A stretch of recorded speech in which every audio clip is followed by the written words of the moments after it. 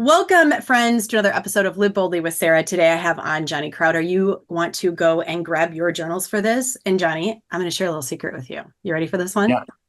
Okay. The reason I'm not like dressed up is because I knew that you would understand this. You know, we're supposed to be showing up authentically, vulnerably in the work that we do.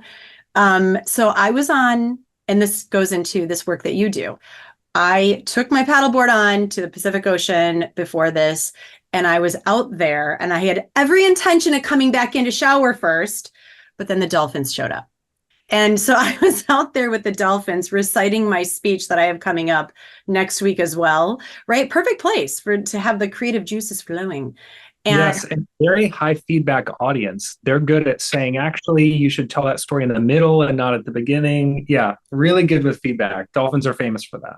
oh gosh. And I was wearing my shirt that says, be a ripple of kindness that changes the world. This is in my line. And so I thought, you know what? The heck with it. I'm going to show up as I am. So I haven't even changed. So there you go. I love it. I value that honesty so highly that when my team asks me in like a morning meeting, they're like, "Hey, Johnny, how are you?" I freeze when people ask me this question because I can't say, I have an inability to say, "Good, how are you?" I can't do it. I have to, I'm not joking. And this has ruined sales calls for me, by the way, too. I'm like on the phone with like some big insurance company and they're like, "How are you?" And I go, how am I? And then I think I want to answer honestly. And then I'll say something like, I am relieved that I had enough time between my last call and this call to use the restroom. And that's like my first interaction with this huge potential client. But I can't lie with that stuff. So I love you showing up and you're like, this is the truth. I'd so much rather have the truth than the version of the truth that we try to sell people. So I just started this book that I think God gave me because I've been so stressed out that I go to a conference and sitting on my placemat is a book called Essentialism. And I'm like, I guess I'm supposed to read this. And it's about the disciplined pursuit of less. So it's about like trying to intentionally say no to basically anything that somebody else can do, especially when you're a CEO. You have to be like, not should I do this or can I do this, but is somebody else capable of doing this? So I'm learning how to say no. And just recently, this was last week, my friend invited me to help her bake a bunch of stuff. She runs a catering company. And I went over to help her bake. I came straight from the gym and I was stinky and sweaty. And I just like washed my whole hands and forearms and everything. And I was like, the parts of me that will touch the food are clean. And she asked why I didn't shower. And I said, making time to do that would have stretched me in a way that would have made me bad company tonight.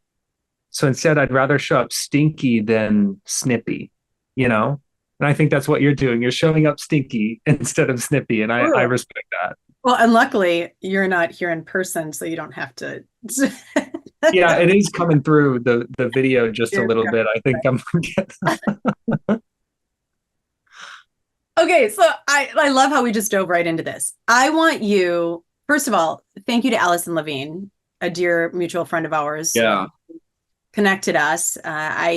She wrote something in her LinkedIn page about social media and the impact it's having on kids today. And I will also take it a step further, the impact it's having on all of us today, this technology that we are constantly scrolling through. And I mentioned as a comment, I was like, oh, I need to get somebody on and have this conversation about, well, first of all, mental health and also about social media and the impact it's having. You are doing so many amazing things in this world, so many freaking amazing things in this world. And I've heard of you. I mean, like literally, I've had people drop in and be like, oh, do you know Johnny? Do you know Johnny? And Love so it.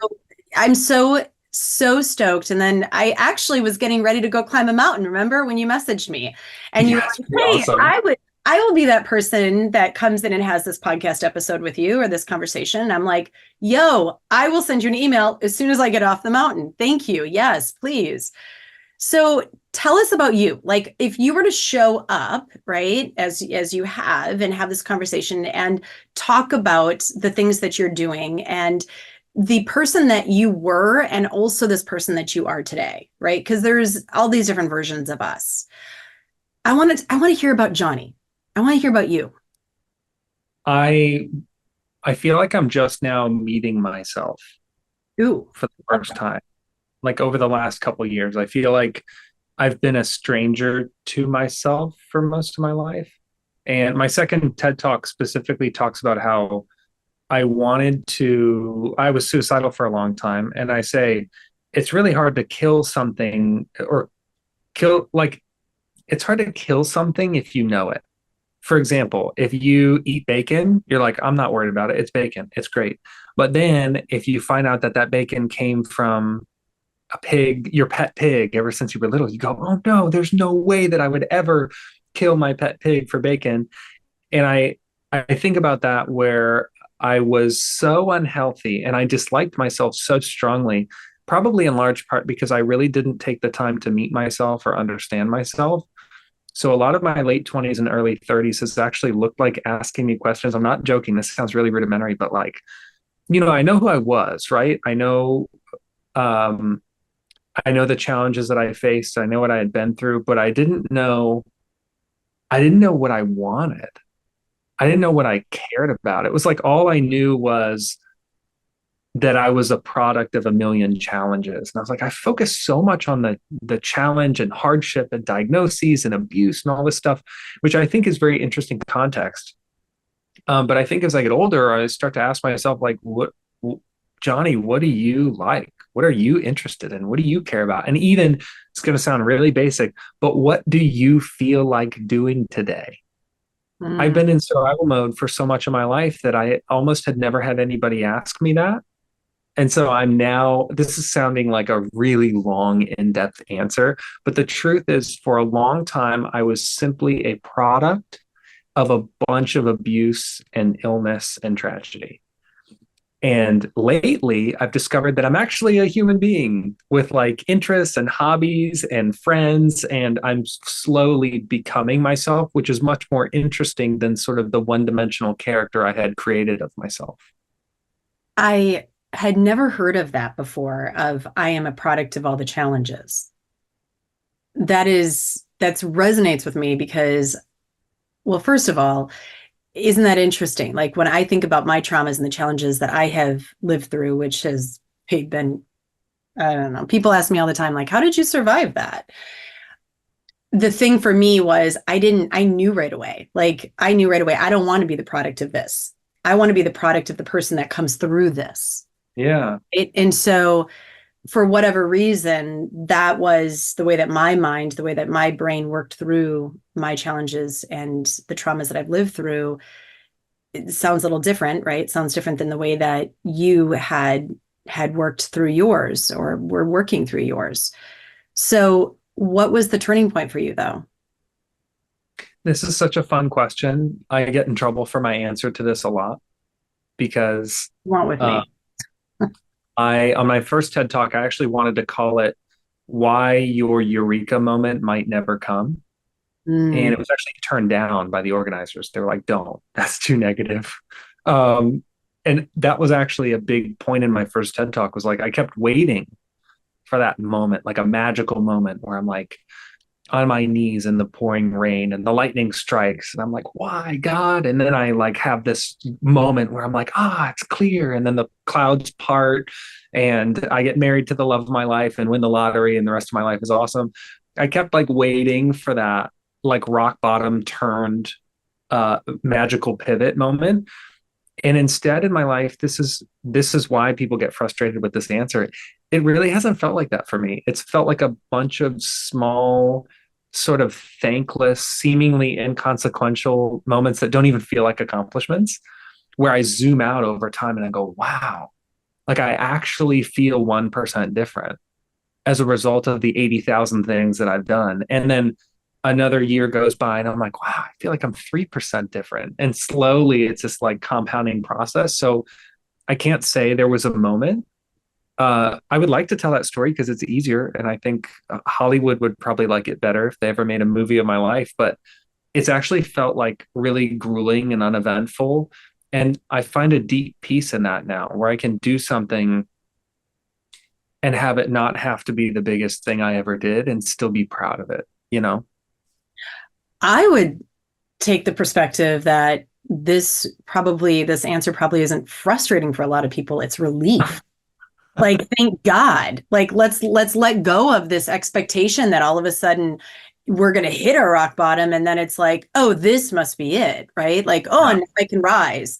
Like, the I look at it like, thank God you are showing up and literally saying it in this way, because that might be how it is for many, many, many people listening right now and not even realizing it. Yeah, I tell people, please don't wait for rock bottom. Because first of all, you don't have to. There's no rule in the book that says, I heard people say that about me. Like, well, he's got to hit rock bottom before he turns his life around. What are Yeah. you talking about? There's Yeah. no, I've never have read that that's a requirement, that your life has to get Exactly. absolutely terrible before you make a change. Think about it this way. Can you start brushing your teeth and flossing more effectively now, or do you have to wait until you get a cavity? You do not have to wait. Nothing will stop you from doing that. It's really, um, I think a lot of people say, I'll wait until that happens. And I always caution people don't, because when that happened for me, quote unquote, was when I was actually making attempts on my own life. So really, it was much too late to start considering a change. Better late than never, of course. But man, if I would have started making those efforts 5 weeks, 5 months, 5 years prior, my life would look a lot different today. I say that about if I would have listened to my intuition, which I knew was right, but chose not to listen to it because I was focusing more on the external instead of the internal, you know, if I would have done that 20 years earlier, geez. And yet, then you know what? Here's the deal. We wouldn't be having this conversation. So there you go. Yeah. There you go. Like there's, you got to let go of that, I don't know, shame, regret, whatever you want to call it.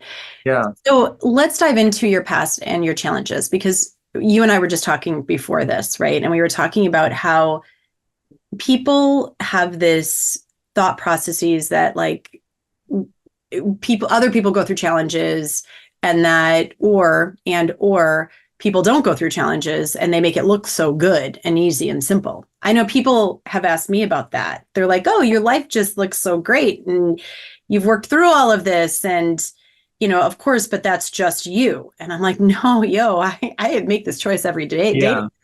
every single day, to get up and to do this work. So let's talk about your challenges and what brought you to where you are today. Yeah. I'll start by saying, so I do my best never to lie. Growing up, my family would say, Crowders don't lie, cheat, or steal. That was like our motto. Mm. Crowders don't lie, cheat, or steal. And I've taken that to heart. Like I'm turning 32 this year, and it still is ringing true in my head. I was probably told that when I was 4 years old. And in the spirit of not lying, cheating, or stealing, I will tell you right now. So we're recording on May 8th, 2024, to timestamp it. Last Friday, I was helping my friend bake, like I shared. And in the middle of baking, not in the middle, like stuff was in the oven. I lay down on the floor of this commercial kitchen and I tear up. And she's like, what's happening right now? And I'm like, I'm just so exhausted. I'm so exhausted. I'm hiring people. I'm traveling to give keynotes. I have one of my employees going out for maternity leave, so I'm gonna have to do some of her job while she's gone. And then I'm also training new employees. And then I have these big demos, and I try to make time to exercise. And it's like all of these things stretching me. And it was just this moment where I lay down and I'm like, I'm freaking wiped sideways. I can hardly think straight. I was starting to cry. And I think what's funny is everybody has moments like this, but we do our best to like, oh, I'm going to post it on social media when I accomplish something. Or when I go to see my family, they're like, well, how's everything going? And you feel almost a pressure to be like, oh, everything's great. And it's like sometimes you're just wiped, or sometimes you feel like you're failing at something you really want to achieve. And people I love watching people realize that other people's lives are very similar to theirs. So I preface this sharing what I went through as a child because a lot of people will hear what I'm about to share and they say, well, my life is so different. Like that was his experience and not my experience. I don't care. Like we are way more similar than we are different. So Yes. I'll share these challenges provided that the people listening understand that that's just one slice, but all of the frustration and grieving loss and like all the things that other people experience, impatience, feeling defeated when things don't work for the ninth time that you try, all of these things are things that I experience now, whether I had the life I did or not. So I want to kind of separate. I'll share challenges that I faced, but don't conflate them with like the reason I'm experiencing the challenges that I am today are because of that. No, those are part of the human experience. Right. So sorry for the long answer, but I No, had to I clarify. love this.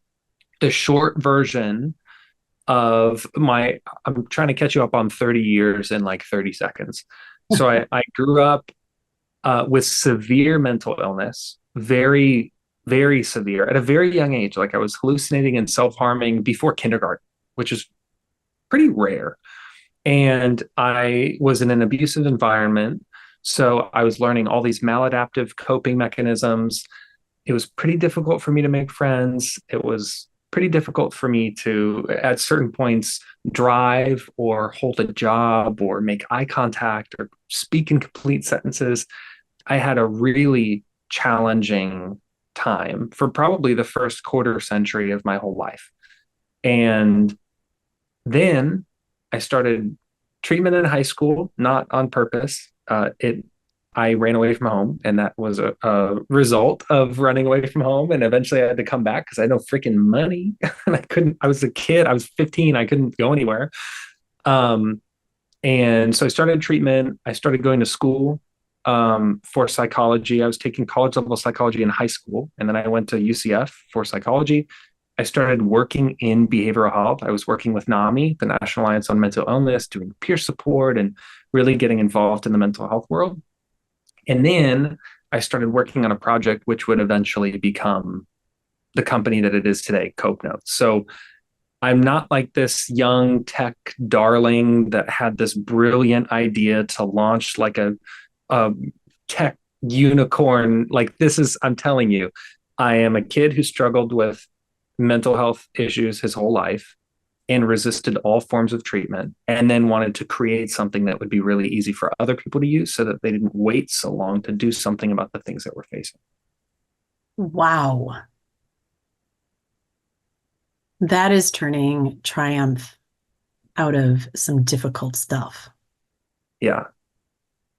Dang. So tell us about Copenotes because we were also chatting right before this about social media and the how social media is the implications it's having on literally the world, right? Like adults, kids, across just spanning across everyone. Tell us about Copenotes because you have a whole different way of working with people through through what you have created. Yes, a lot of working in tech is strange because a lot of tech companies use screen time as a success metric. So if they can say, well, we looked at Sarah's profile today and we see that she's spent 34 minutes using our app today. We want to make sure that she's used it for 35 minutes tomorrow and 36 minutes the next day. They like actively work to increase the amount of time you're spending using that resource.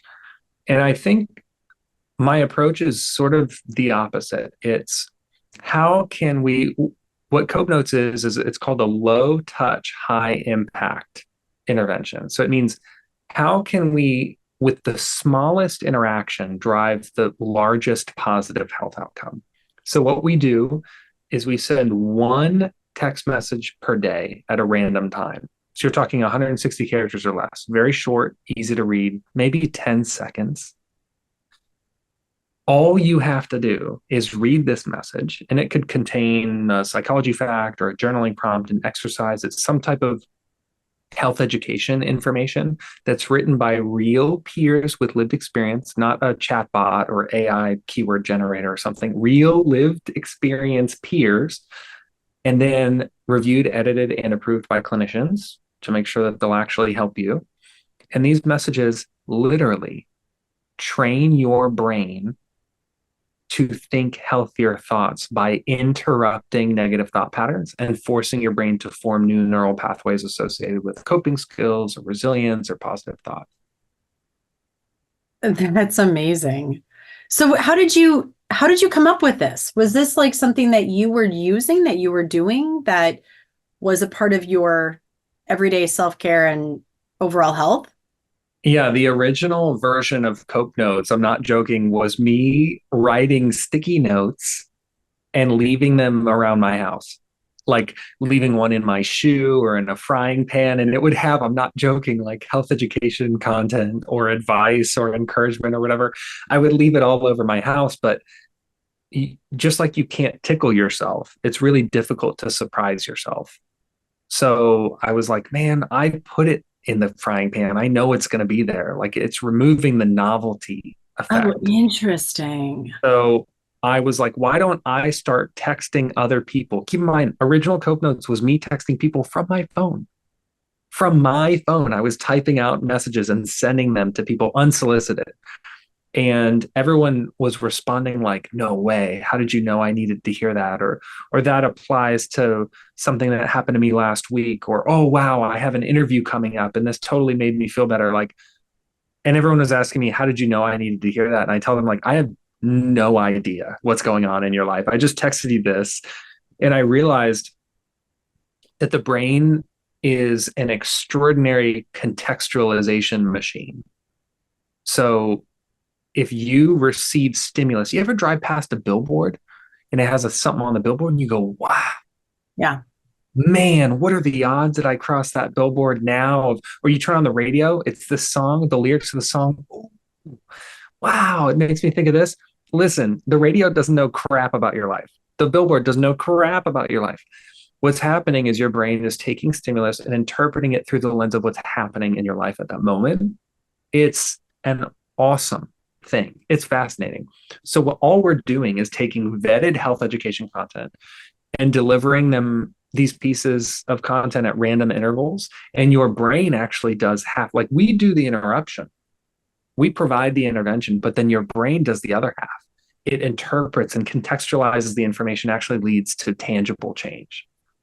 So I'm going to relate this to, because, as you know, like I like to climb mountains and go play with dolphins and whales. The reason that I go out there is because I have the same, listen, I get the whole laying on the floor and like crying and going, oh my God, I'm so overwhelmed right now by all that I have going on. I can't even lift my head. Like I get that. The reason I go out there is because it interrupts my thoughts and it brings clarity to what I'm working on at the time as well, right? And so there's when it comes to nature, you going outside and having those negative thoughts interrupted, that disrupts the story that you've also been telling yourself. It gets you out of your rabbit hole, right? And so that's what I'm also hearing from you. This is just a different way of doing it.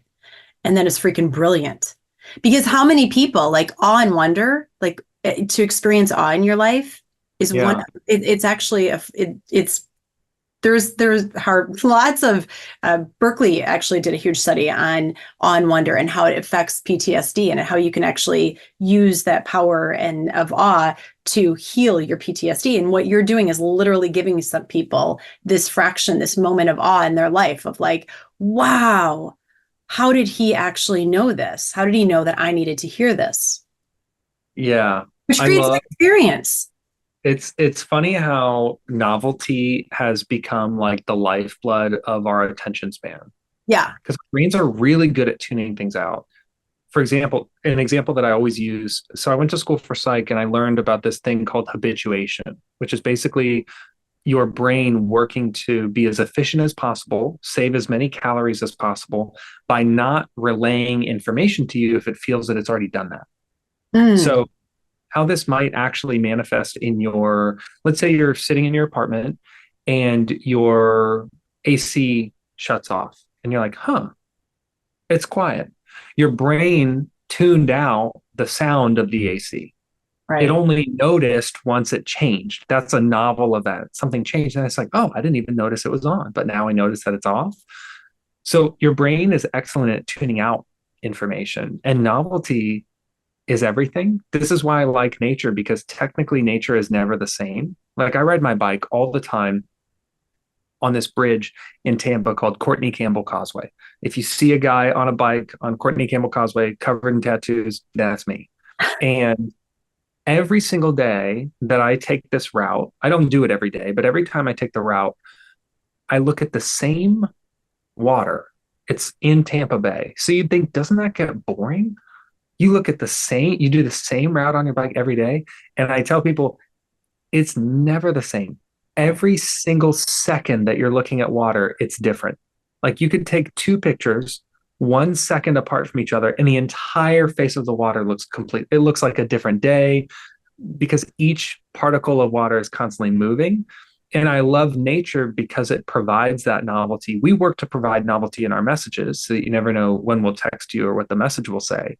But if you want real novelty, go out into the world and see even the wind blows and now leaves look a little bit different than they did a second ago. Every moment is like a one of one moment in nature. What got you to this place? Like, What do do you you, mean? well, what I mean is, what you're saying is everything that I totally relate to and understand. Like, I totally get this. And I don't know about you, but a lot of people actually ask me this, like, what got you there? What got you to that Yeah. place of being so present and being able to see life through the lens of second to second to second? Because I get that same thing. When I'm Yeah. out there, when I'm on my paddleboard, that's why I go out there. That's why that's my place for me to recite the work that I'm doing. Yeah. It's not because dolphins don't talk back. It's because dolphins actually are interested, right? They really are very, very curious creatures. And so what brought you to this place where you can actually look at the water and see it in its beauty second to second to second? It's a great question. I first would probably have to give the most credit to God. I never believed in God. I spent my whole life not believing in God. If you don't believe in God, I completely understand. I spent almost my whole life maintaining that position.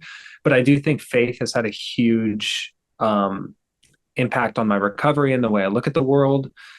And I'll also say that for a long time, I wanted my life to end actively. Like I was working towards stopping life. I really wanted to die. I planned my own death. I wrote notes to leave behind. I looked forward to it. It was like a concert or something. I'm like, oh, I can't wait.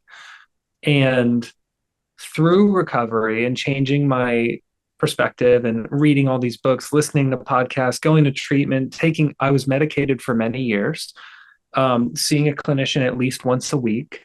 I literally went to school to study the brain. So, like, I'm skipping past a lot of these things, but I think all of the work that I've done to become healthier has now made me realize a strange richness in life where for the first, I'll call it quarter century, first 20 until my mid to late 20s, I actually feel like I didn't live life. Like if I was eating a sandwich, I really wasn't eating the sandwich.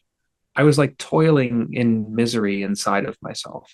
And it just looked like I was eating a sandwich, but I didn't actually get to eat the sandwich. So now, as I'm older, like yesterday, I hung out with my sister and we got ice cream sandwiches from the store and ate them. And we were like, this is such a cool, like, moment of reclaiming childhood. And we played Guess Who yesterday. I'm turning 32 and I'm playing Guess Who.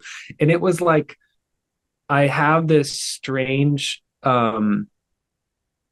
I have this strange life experience where I feel like someone gave the first 25 years of my life to somebody else, and I didn't get to experience them. And so now I feel like I'm 6 years old and I get to have a sandwich. I'm like, holy crap, have you ever had peanut butter and jelly? And everyone's like, oh my Lord, are you kidding me?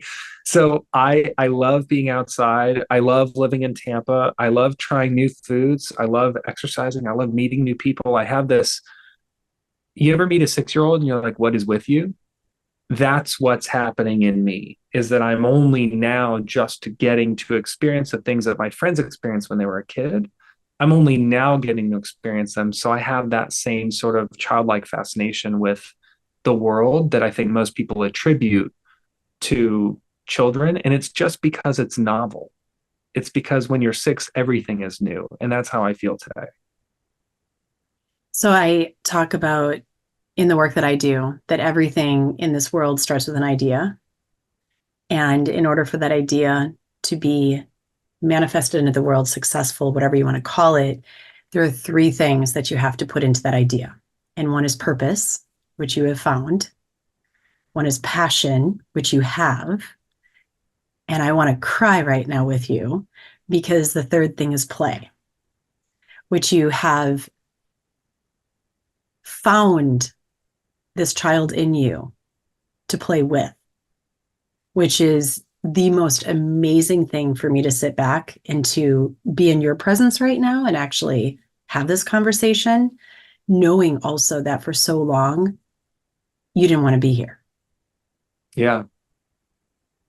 In fact, even when I played when I was younger, I had really pronounced anger issues, and I was a really upset person for most of my life. So even if I did play, let's say I played soccer or something, I would get infuriated. I'd get so frustrated. I'd kick the ball into another field. If I tried playing video games, I would break the controller. I would get so angry. So that's not even play Not at play. that point. So now, I'm hanging out with my nieces and nephews, and we're like, just recently I was hanging out with them and they brought out this like fake little ice cream. They're very young, and they brought out this like toy ice cream set, and they're like, "Welcome to my ice cream shop. What can I get for you?" And it was like this moment I didn't get to have when I was a kid, because I feel that I was tortured. And so now I can sit here not tortured and eat this fake ice cream with my nephew and my niece. And it was like I I'm actually putting more work into finding that balance in my career and not making everything. For example, I get on a plane, and whenever I'm on a plane, I either work or I read about professional development or personal development, or I listen to a podcast about professional personal development. And lately, actually, I have the book right here. This is so good. Can listeners see video? Yes, they will be able to on YouTube. Okay. So there's this book that I got from Dave Barry, an old satire writer. It's called Homes and Other Black Holes. I have a few of his books. These books make me cackle laughing. It's just satire, like dry comedy, and it's from the 80s, I think, or the 90s. And I've actually started bringing it with me on planes because I've noticed that I can so over focus on being productive Yeah. that I forget that sitting on a plane is a great time to read something that I just enjoy. So I'm actually still to this day working on making more time for play. And I'm glad you brought that up, because I thought the 3rd one you were going to say was like presence or something. And I'm glad that you said play, because I was like, oh, dang, I need to double down on this too. Double down on it. Everybody needs to triple down on it. I once asked a client, we were talking about play as we were hiking into the Grand Canyon, and we were almost halfway down into the Grand Canyon, and she stopped and she turned and looked at me and she said, I figured something out. That's really scary. I'm like, what's that? She goes, I don't know how to play. I don't even know the last time that I have played. And she goes, I need to learn. While I'm down here, I need to learn how to play. And so that was her focus the entire time, was learning how to play. And I'll tell you, she got out of that canyon and she made many changes in her life. And she's so freaking happy today, because she's like, I came back to this child that I didn't even realize was within me. Like, I have cut this child off because I don't even know how to play as an adult, which to me, play is one of the most important things that we can step into. I'm glad you're saying all this. I need to hear it probably just as much as everybody listening. I play a lot, to the point that sometimes I think People look at me and they're like, what else is she doing? I'm like, if I'm not playing in my work, I'm 50. Okay. And I don't know what it is, if it's also because I hit 50 and I've lived through so much stuff and my kids are now, well, they're starting to graduate. And I'm in this next phase of my life where I'm like, all I want to do is play. So I have this thing that I often say, and I talk about it a lot on the podcast. So I'm sure many of you have heard it many times. When I close my eyes and take my last breath, I feel like I'm going to live to 108. I'm also a faith-driven person, and I just feel like 108 is my number. When I look back and take my last breath, when I'm looking back on my life, am I going to be proud of how I lived it, including through those challenging times?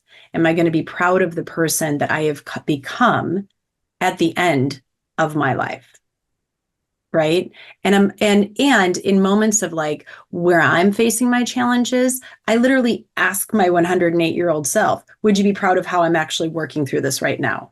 Or how I'm walking through this? Or would you be like, hey, give yourself a break? Like, stop stressing out so much, because the stress Yeah. is not gonna, it's not going to do any good. I don't want to sound like I'm shamelessly plugging myself, No, but one shamelessly plug, I yo, really please. want, Go for it. I really hope that you listen to is so my second TED talk is called Why I Don't Want to Die Anymore. And it actually talks about Cliff Notes version is I was on a plane that was crashing. This is real, like a real thing. I was on a plane that was going down. And what happened in my brain was I realized I had made my life about accomplishments, like what I hoped to accomplish, what I hoped to do, and not really like the character that I got to play, the person that I got to be in life. And it felt weird. I was like, man, I spent my whole life like trying to do Wow. stuff that I thought was cool and impressive. And I really like never took the time to figure out like what character I got to be. I didn't spend nearly as much time thinking about am I glad to get to be this person? Or what might I want to change so that I can be glad to be this person? I just looked at it sort of like a bucket list where like I want to do this, and I want to check this off. And that experience really shifted my focus. And I think it would really resonate with you. Oh my gosh, I'm absolutely. And everybody go watch it. There is no such thing as a shameless plug. You're helping people. Like, come on. Although I think that's what makes it shameless is like I have no shame because I think No it will shame. help. No Yeah. shame.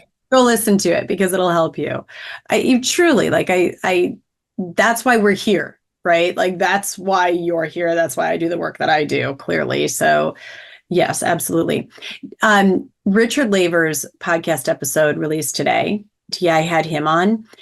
He Kate Farms, you know Kate Farms? So he sold Kate Farms. He was the founder of that. And now he's doing Lucky Energy Drink.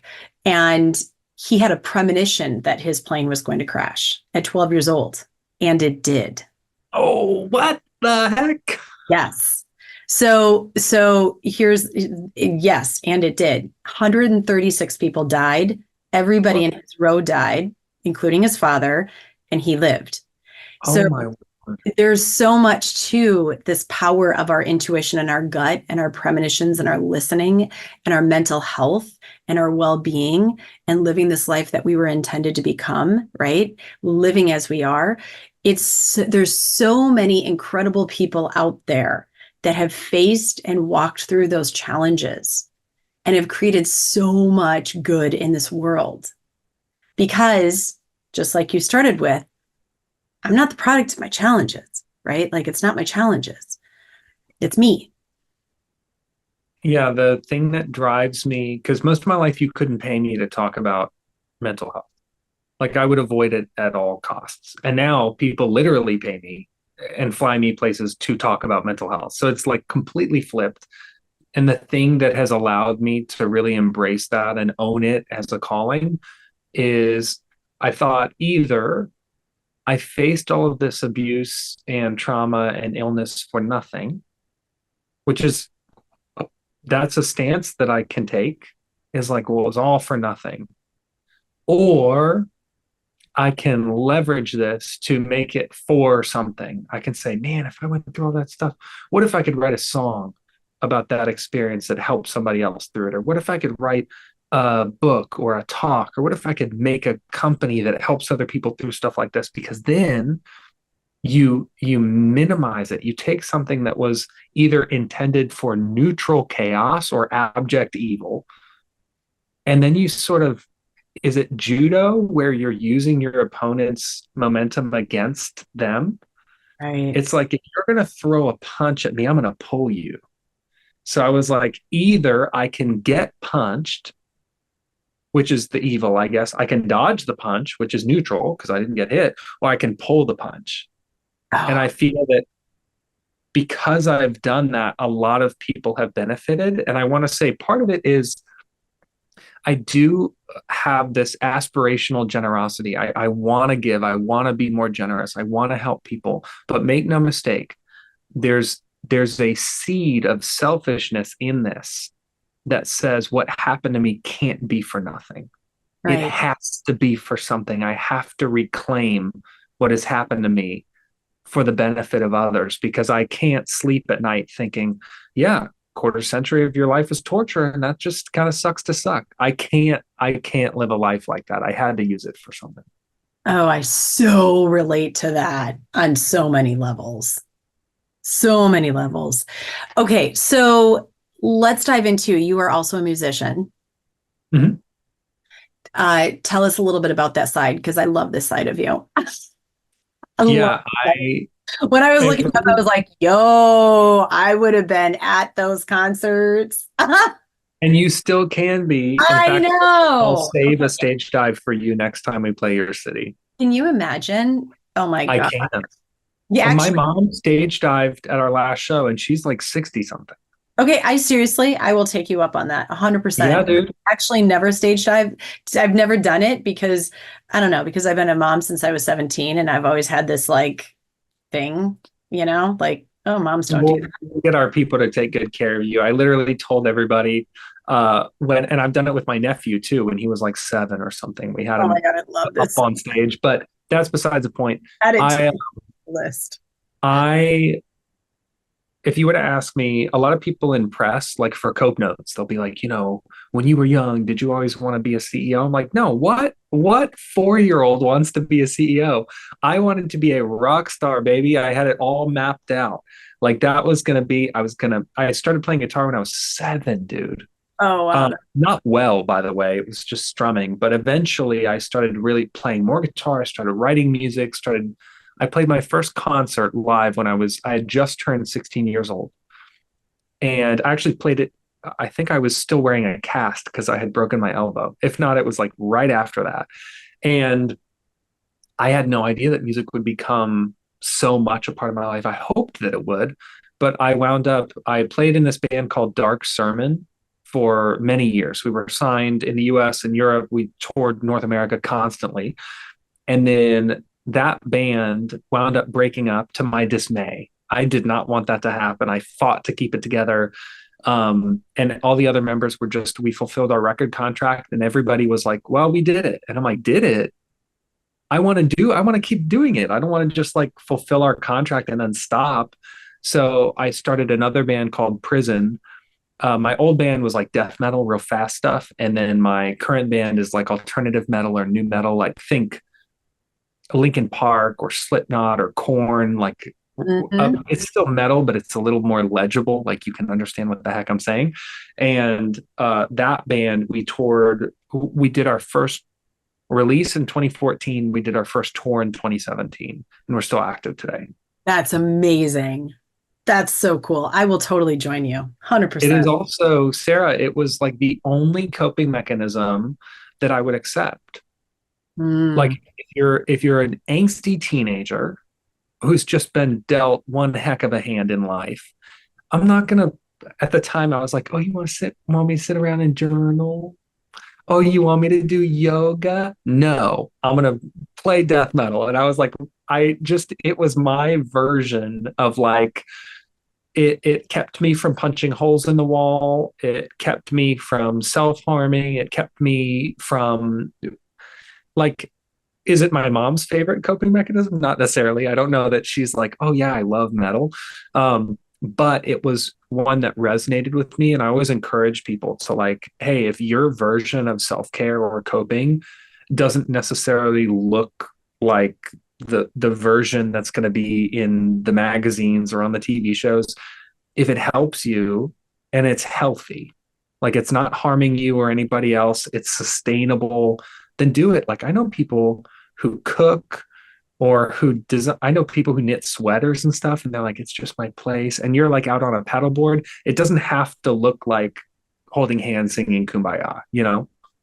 And I want to end with this because we do have a hard stop, and I do want to respect that. And I want to end with this.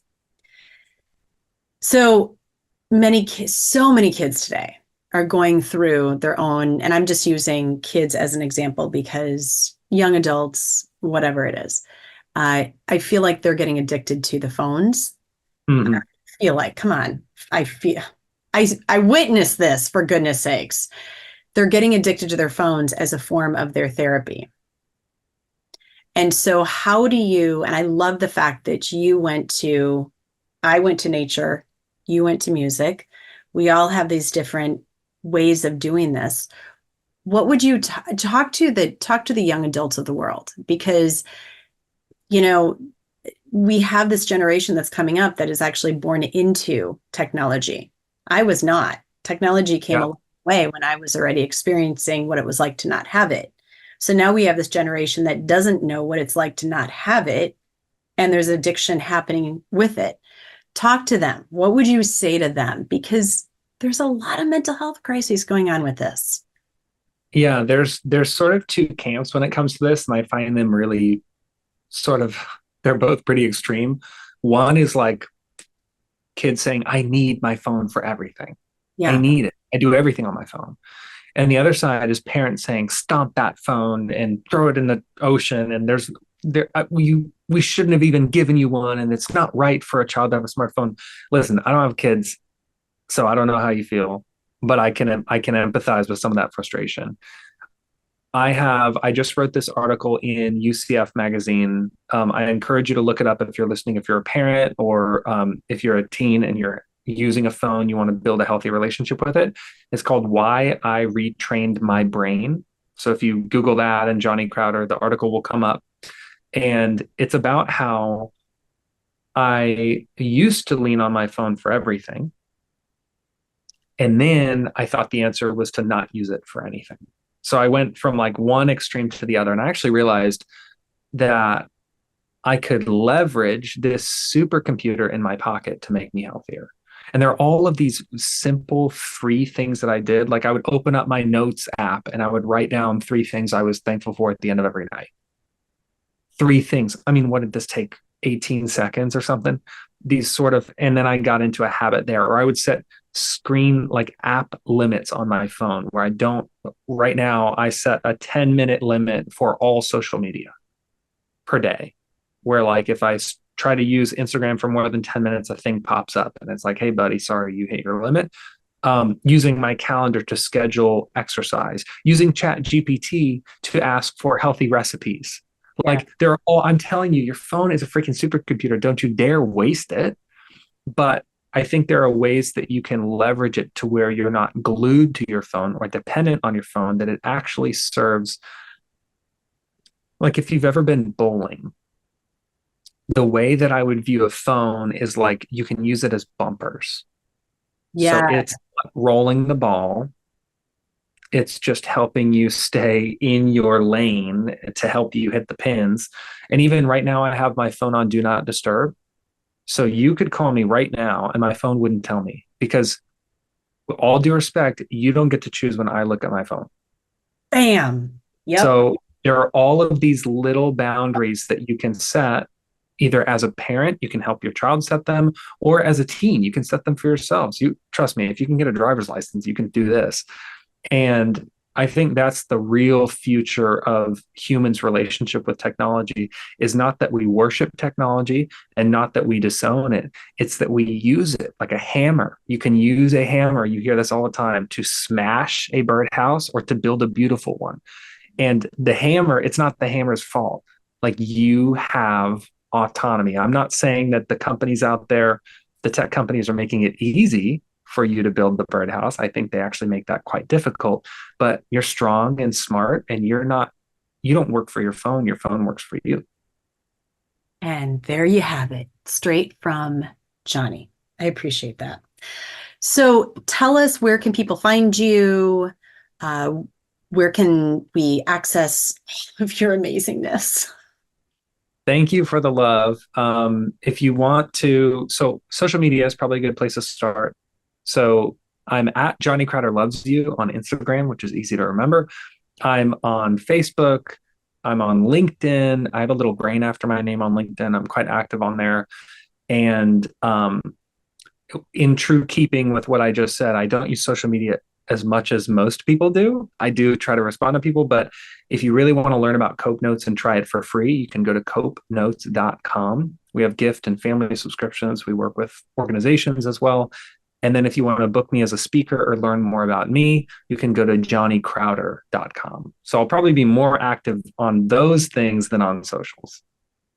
I cannot thank you enough for being here. And I hope that we can have you back in the future. And I look forward to jumping off a stage. I guess. Can't wait. You're amazing. Thank you so much for being here. Thank you, Sarah.